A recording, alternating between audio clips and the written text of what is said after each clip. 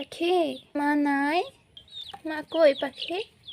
মাকে চুরি করে নিয়ে গেলে কি শুধুমাত্র মানুষের বাচ্চারই কষ্ট হয়, আর কোনো পশু পাখির বাচ্চার কষ্ট হয় না? পাখি পাখি পাখি পাখি।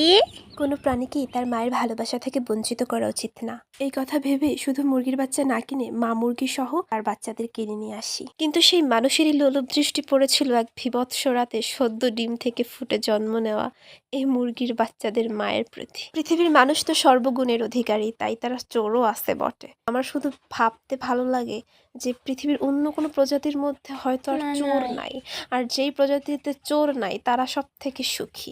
যদিও মানুষ সৃষ্টির সেরা জীব, কিন্তু এদের জন্য আমার বলার আর কোনো ভাষাই নাই। একটা ঘটনার পর আমি এতটাই মর্মাহত হয়েছি, শুধু আমি না, আমার পুরো পরিবার এতটাই মর্মাহত হয়েছি যে আমরা আসলে কোনোভাবে জাস্ট কিছু বলার ভাষা খুঁজে পাচ্ছি না।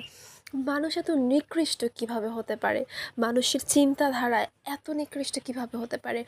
মানে যেই বাচ্চাদের বয়স সপ্তাহখানেক, তার মাকে কীভাবে নিয়ে যাওয়ার পরিকল্পনাটা তো আগে থেকেই করছে হয়তো। সেই পরিকল্পনাটা কিভাবে করতে পারে সেটা আমার সৃষ্টির সেরা জীব মানুষ। এত ভয়ঙ্কর রাত আমি আসলে কখনো আমার চোখের সামনে দেখিনি। এই প্রথমবার আমি ভয় কুঁকড়ে উঠেছি। বিভৎস আহাজারি মুরগির বাচ্চাগুলোর কি ছটফটানি, কি ছিন্ন বিচ্ছিন্ন, এক একজন এক এক জায়গায় ছিটকে পড়ে থাকা, এই দৃশ্য দেখা কি ভয়ানক অভিজ্ঞতা। সেই রাতে যদি টের না পেতাম তাহলে হয়তো এই মুরগির বাচ্চাগুলোও তারা নিয়ে যেতে পারতো, কিন্তু টের পাওয়ার কারণে হয়তো তারা মুরগির বাচ্চাগুলো নিয়ে যেতে পারেনি। আমরা এগুলোকে সেফ প্লেসে আমাদের ঘরের মধ্যে এনে রেখেছি, খাঁচায় ভরে। কেননা ওরা যেইভাবে আহাজারি করছিল, এই আহাজারিগুলো সহ্য করা যাচ্ছিল না। আর মনে মনে ভাবছিলাম যে টের পেয়ে আসলে আমাদের লসই হইল, যে ওদেরও নিয়ে যাইতো তাও ভালো হইতো। আসলে ওদের এই আহাজারিটা আর দেখতে হতো না।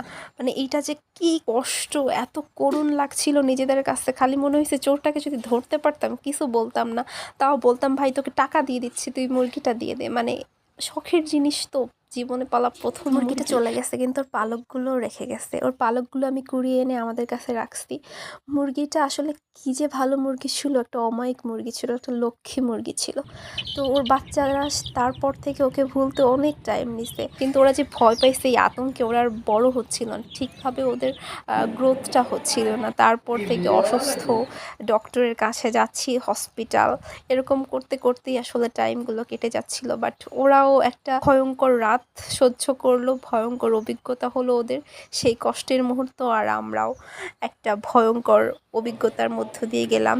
কি কষ্ট, তবে মনে হচ্ছিল আল্লাহ যা করেন ভালোর জন্যই করেন। হয়তো এই আমাদের শখের জিনিসটা নিয়ে আমাদের একদম সতর্ক করে দিয়ে গেল। আজকের ভিডিও এই পর্যন্তই, কথা হবে অন্য কোনো ভিডিওতে। Till then stay with me, stay with my page and channel.